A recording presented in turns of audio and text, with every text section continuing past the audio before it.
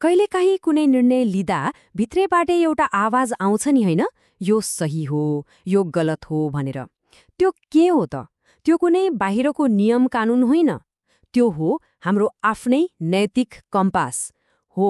आज हामी यही भित्री शक्तिको बारेमा गहिरिएर बुझ्नेछौँ। ल, आजको हाम्रो यात्रामा हामी के हेर्छौँ त? सबैभन्दा पहिले यो नैतिक कम्पास आखिर हो के र यो बन्छ कसरी? त्यसपछि हामीले लिएका साना निर्णयहरूले कत्रो ठूलो असर पार्छ भन्ने कुराको पनि चर्चा गर्नेछौँ। अनि अलि गम्भीर विषय जस्तै सार्वजनिक सेवामा यसको भूमिका कस्तो हुन्छ, र सबैभन्दा अन्त्यमा एउटा एकदमै रोचक प्रश्न, के समयसँगै सही र गलतको परिभाषा पनि बदलिन्छ त? ल, सुरु गरौँ पहिलो खण्डबाट। हाम्रो यो नैतिक कम्पास भनेको आखिर के हो त? यसलाई बुझ्न केही आधारभूत कुराहरूबाटै सुरु गरौँ है। सोचौँ त एकछिन, केले हो हामीलाई यो ठिक यो बेठिक भनेर छुट्याउन मद्दत गर्ने? त्यो भित्रैबाट आउने आवाज, त्यो सानो संकेत हो, त्यही नै हो। वास्तवमा त्यही आवाज नै हाम्रो नैतिक कम्पासको सुरुवात हो, जग हो। यो नैतिक कम्पासलाई कुनै किताबमा लेखेको नियम जस्तो नसम्झ्यौं। यो त भित्रैबाट आउने एउटा सेन्स हो, एउटा भित्री आवाज। यसैले हामीलाई के सही हो के गलत हो भनेर छुट्याउन सिकाउँछ। भनौँ न, हाम्रो नैतिकताको पूरा फ्रेमवर्क नै यही जगमा उभिएको हुन्छ। ठिक छ, कम्पास त भयो, तर त्यसलाई चलाउने शक्ति, त्यसको फ्युल चाहिँ के हो त? हो, त्यो हो मूल्य, अर्थात् भ्याल्युज। मूल्य भनेको हाम्रो भित्री विश्वास हो, हाम्रो सिद्धान्त हो। हामीले के कुरालाई महत्त्व दिन्छौँ, त्यसैले हाम्रो काम, हाम्रो नियत र हाम्रो व्यवहार कस्तो हुन्छ भन्ने कुरा निर्धारण गर्छ। अनि जब हामी तिनै मूल्यहरूको आधारमा यो ठिक यो बेठिक भनेर निर्णय गर्छौँ, त्यसलाई भनिन्छ नैतिकता वा मोरालिटी। अब यो कुरा एकदमै व्यक्तिगत हुन्छ है, मतलब एकजनाको नैतिकता र अरू कसैको नैतिकता फरक हुन सक्छ, किनकि हाम्रो मूल्यहरू फरक हुन सक्छन्। ल, व्यक्तिगत नैतिकता त आफ्नो ठाउँमा छ, तर जब हामी कुनै अफिस, कुनै समूह वा समाजमा हुन्छौँ, तब के हुन्छ? सबैको आफ्नै नैतिकताले त चल्दैन, होइन? हो, त्यहीँनिर आउँछ आचार संहिता वा एथिक्सको कुरा। यो भनेको एउटा साझा नियम हो, एउटा स्ट्यान्डर्डाइज्ड कोड अफ कन्डक्ट जसले सबैको फरक मोरालिटीलाई एउटा बाटोमा हिँडाउँछ। यसलाई समूहको नैतिकता पनि भन्न सकिन्छ। र यो सबैको अन्तिम लक्ष्य के हो त? त्यो हो निष्ठा वा इन्टेग्रिटी।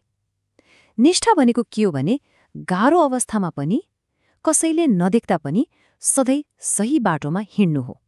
यो सजिलो छैन। यो भनेको सैद्धान्तिक कुरालाई व्यवहारमा उतार्नु हो। अवसर हुँदाहुँदै पनि गलत नगर्नु नै वास्तविक निष्ठा हो।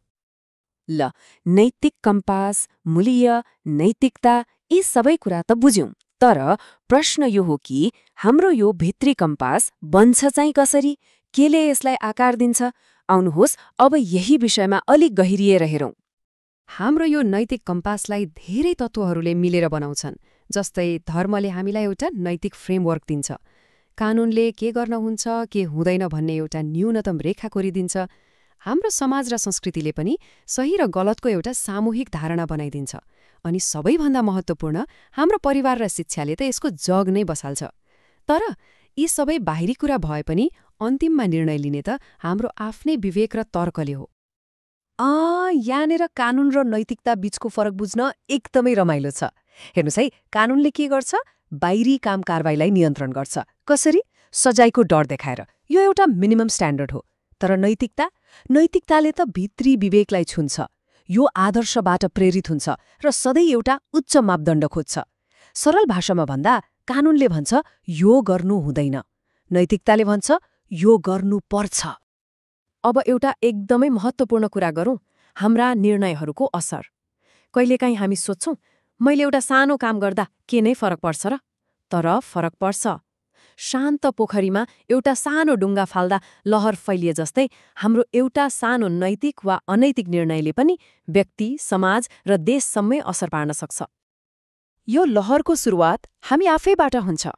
जब हामी कुनै नैतिक निर्णय लिन्छौँ, के हुन्छ? भित्रैबाट एक किसिमको शान्ति मिल्छ, आत्मसन्तुष्टि हुन्छ, अरूले पनि सम्मान गर्छन्।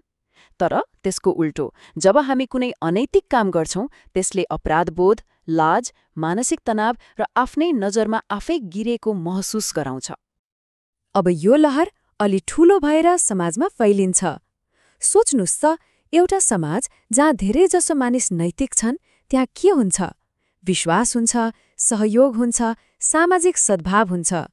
तर जब समाजमा अनैतिकता बढ्दै जान्छ त्यसले अविश्वास, झगडा र विभाजन ल्याउँछ। बिस्तारै बिस्तारै समाजको जग नै कमजोर बन्दै जान्छ। र अन्त्यमा यो लहर सबैभन्दा ठूलो बनेर देशकै स्तरमा पुग्छ। जब शासन नैतिक हुन्छ तब देशमा न्याय, स्थायित्व, विकास र सुशासन हुन्छ। तर जब शासन अनैतिक हुन्छ, विशेष गरी जब भ्रष्टाचारले जरा गाड्छ, त्यसले देशलाई अस्थिर बनाउँछ, विकास रोकिन्छ र अन्त्यमा पूरा राष्ट्र नै कमजोर बन्छ।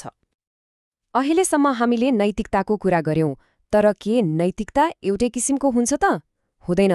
यसका विभिन्न आयामहरू छन् जसले हाम्रो जीवनको हरेक पाटोलाई छुन्छ। ल हेरौँ न त के रहेछन्। खास गरी नैतिकताका 5वटा मुख्य आयामहरू हुन्छन्। पहिलो, व्यक्तिगत नैतिकता। यो भनेको हाम्रो आफ्नै अनुशासन र इमान्दारीको कुरा हो। दोस्रो, सामाजिक नैतिकता। यसले समाजमा न्याय, समानता र हाम्रो समुदायप्रतिको जिम्मेवारीको कुरा गर्छ। तेस्रो, पेशागत नैतिकता। हाम्रो काम वा पेशामा अपनाउनुपर्ने निष्ठा र गोपनीयता जस्ता कुराहरू। चौथो, प्रशासनिक नैतिकता। यसले सार्वजनिक हित र निष्पक्षतालाई केन्द्रमा राख्छ। र पाँचौं, जुन आजको दिनमा झनै महत्त्वपूर्ण छ, त्यो हो वातावरणीय नैतिकता। अर्थात् यो प्रकृति र वातावरणप्रति हाम्रो के जिम्मेवारी छ भन्ने कुरा। ल अब एउटा एकदमै संवेदनशील र महत्त्वपूर्ण क्षेत्रको कुरा गरौँ, सार्वजनिक सेवा। यहाँ त नैतिक कम्पासको भूमिका झनै बढी हुन्छ, होइन र? आउनुहोस् यसलाई अलि नजिकबाट निहालौँ। सार्वजनिक जीवनमा त केही नैतिक मूल्यहरू हुनैपर्छ। यिनीहरू नन नेगोसिएबल हुन् भन्दा पनि हुन्छ। जस्तै निष्ठा, निस्वार्थता, वस्तुनिष्ठता, इमान्दारी, जवाफदेहिता, खुलापन, वैधता, समानुभूति र तटस्थता। यी सबै मूल्यहरू मिलेर नै एउटा बलियो र विश्वासिलो सार्वजनिक सेवाको जग बस्छ। यी मूल्यहरू खाली सिद्धान्तमा मात्र सीमित छैनन्। हेर्नुस् त, नेपालकै प्रमुख संस्थाहरूले पनि यिनलाई आफ्नो मूल मन्त्र बनाएका छन्। जस्तै लोकसेवा आयोगको मूल मान्यता नै योग्यता, निष्पक्षता र स्वच्छता हो। त्यस्तै महालेखा परीक्षकको कार्यालयले निष्ठा, स्वतन्त्रता र व्यावसायिकतालाई आफ्नो आधार मान्छ।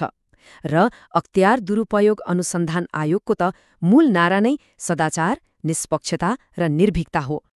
ल हामी अब हाम्रो छलफलको अन्तिम चरणमा आइपुगेका छौं र यहाँ एउटा एकदमै गहिरो प्रश्न उठ्छ।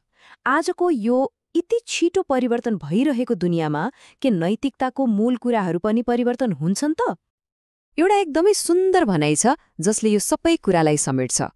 नैतिकता भनेको सही कुरा, सही समयमा र सही तरिकाले गर्नु हो। कति गहिरो कुरा छ है। यसले के भन्छ भने नैतिकता भनेको खालि किताबमा पढ्ने सिद्धान्त होइन, यो त व्यवहारमा उतार्ने कुरा हो। त्यसैले हामी के निष्कर्षमा पुग्न सक्छौं भने यो निरन्तर बदलिरहने संसारमा नैतिकता कुनै पुरानो वा काम नलाग्ने विचार हुँदै होइन, बरु यो त एउटा एङ्कर जस्तै हो जसले हाम्रो समाजलाई स्थिरता दिन्छ, विश्वास जोगाउँछ र प्रगतितर्फ डोर्याउँछ।